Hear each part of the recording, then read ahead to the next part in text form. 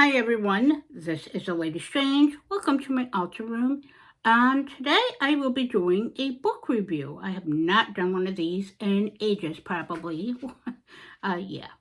So, with that being said, I just finished this book. Now, if you watch any of my previous videos, you're familiar with that. There's mentions and there's many obvious signs about I'm losing my eyesight.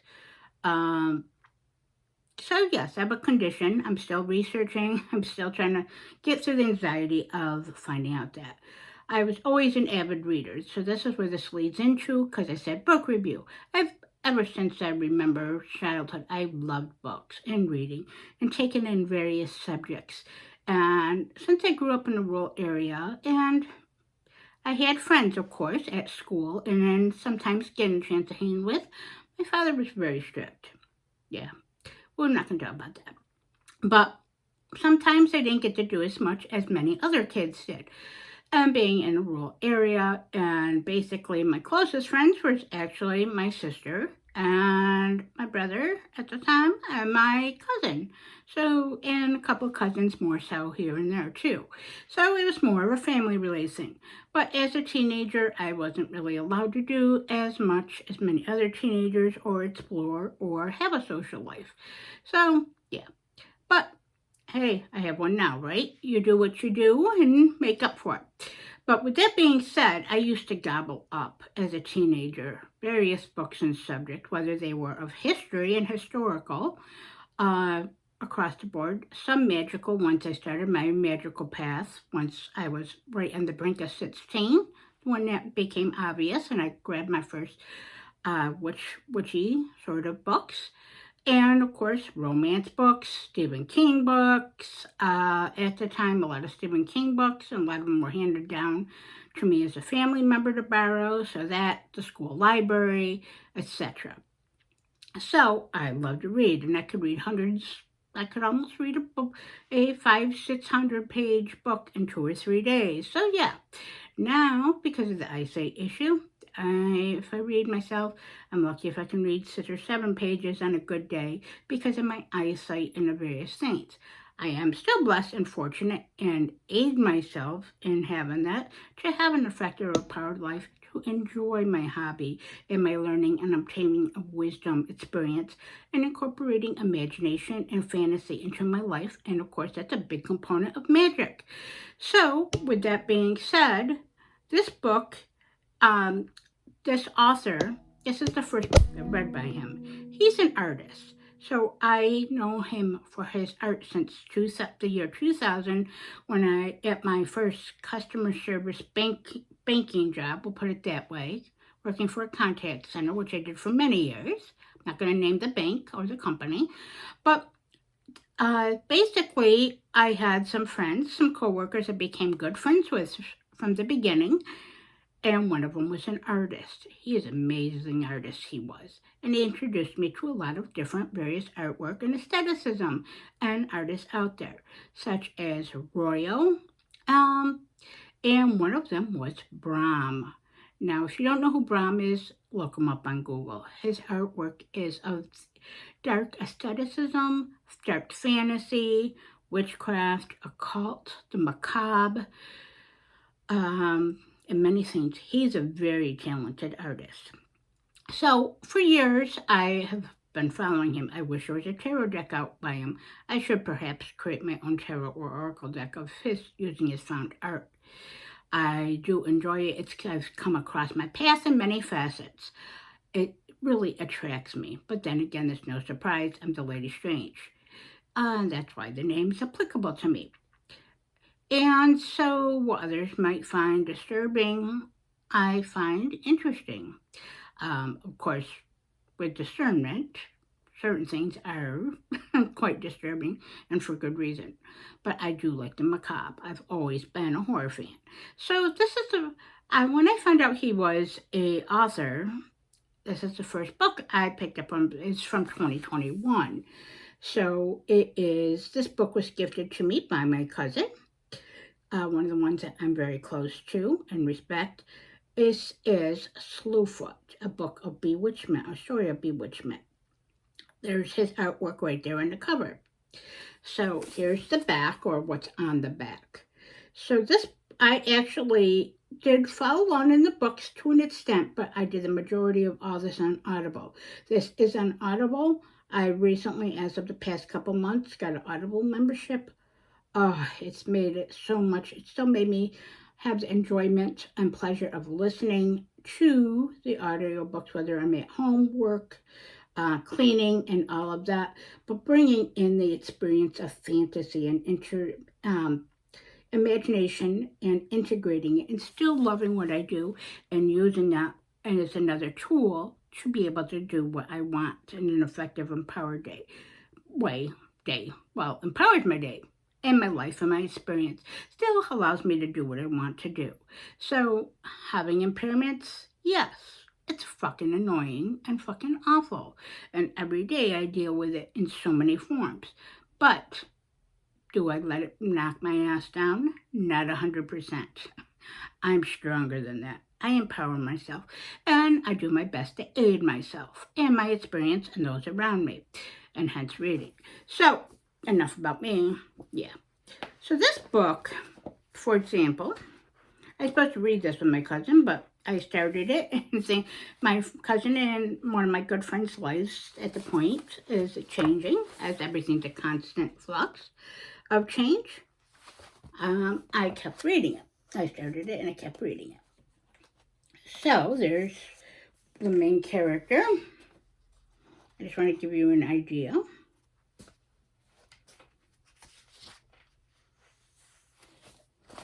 Just so you see what his artwork is.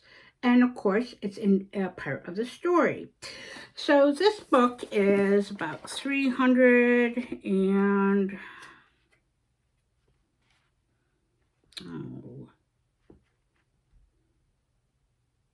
just over 300 pages, okay, as you can see. Now, it is a book out of my book ranking system, just like my cards and other magical tools and such that I show on here, movies, all of the above, is I give it a solid 9 out of 10.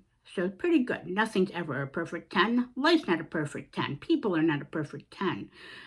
There's no such thing as perfection. But there's pretty damn things damn near real close.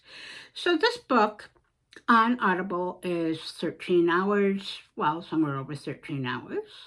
I broke it up in many increments, sometimes 15 minutes, sometimes 40 minutes of increments. And I just binged the last of 2 hours of it over the past day. So, yeah, it took me some time, but hey, that's what it is. It's up to what one's standards is and what works for them.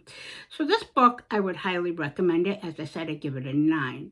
I do like his writing style. It's very easy to follow along. It is a book about, okay, so it's set back in the years between 1660, I would say 1666, in Connecticut, in a place called Sutton in Connecticut. Puritan times, of course, witchcraft, hence the whole witch, hunting thing, and things of fear and things of misunderstanding, still very prevalent today, and more so as each day goes by. People are scared of what they don't understand. People are scared of others that are not like themselves. This book, obviously, very much like that.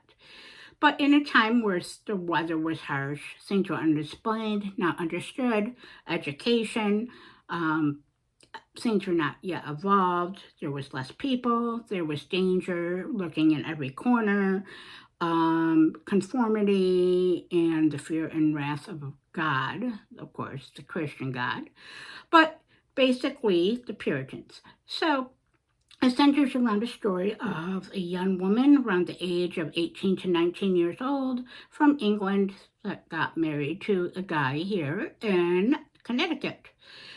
And her brother-in-law was an asshole, a self-righteous, hypocritical. Of course, no surprise, there's always characters of those in every story in our human lives. But basically, people twisted things to their liking and their hypocrisy. Again, hide behind God or self-righteousness to make themselves to take the deflection off of them and reflect elsewhere and to make themselves feel good or that they're pious. So she did the best. She was a good woman, a good person, did the best she could. She was a little bit different than them, and they didn't like that. So eventually it came to be that she came across, because of circumstances and living on the outskirts of town, she basically came in contact, which I showed you a picture of, in the title Slewfoot. Basically, I'm not going to basically go through the whole story or spoil it, but Slewfoot, the horn god. Or an aspect of the horn god. There is a dark shaman in this that you can kind of, that comes into a small part, but a big part into this. The Pequot Indians or Pequot Indians, if I said that wrong, I apologize, in that, and how things can be blamed on that. Nature and land spirits, of course, all my cups of tea, witchcraft. Things where persecution and things that shouldn't be happening. Why is murder always okay in the name of God or political beliefs, or because someone wants one's land or just doesn't like someone, or all of the above? This book has that. But as usual, it has the different aspects of knowing thyself, knowing thy truth, what is right, what is wrong. Often the lines are blurred. This story's a good one for that. How the different things of magic and perception can be into life. And not being a fucking hypocrite. And in the long run in this, not to spoil it, it's a great revenge at the latter part or last quarter of the book. Much well. I like that when that happens. A good revenge story, but a good empowerment and embodiment story.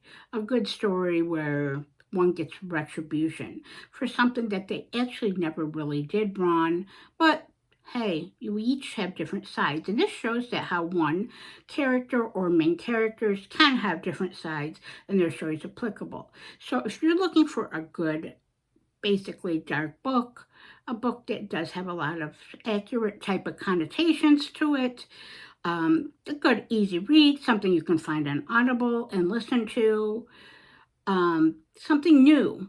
Brom might be the thing for you. Darker asceticism, some violence, some magic if you're into witchery, a little bit of historical stuff, or has things that involve that were done during, like the witchcraft trials. This is not a witchcraft trials book. It's specific to the story and the location. But if you are into just nature spirits and magic and a good fantasy read, this is the book for you. So again, a 9 out of 10. I definitely enjoyed it. I'm going to be looking into the future of reading more of his books and literature. There's a book out there about Krampus. There's a book called Evil in Me that I do want to read. So, and of course his artwork, and continuing to find on that and what works for me. So with that being said, thanks for watching this. Check out Slewfoot if you are a reader, you like Brom, you like artwork, you like witchcraft or a good story. This fits all of those things. And with that being said, stay strange.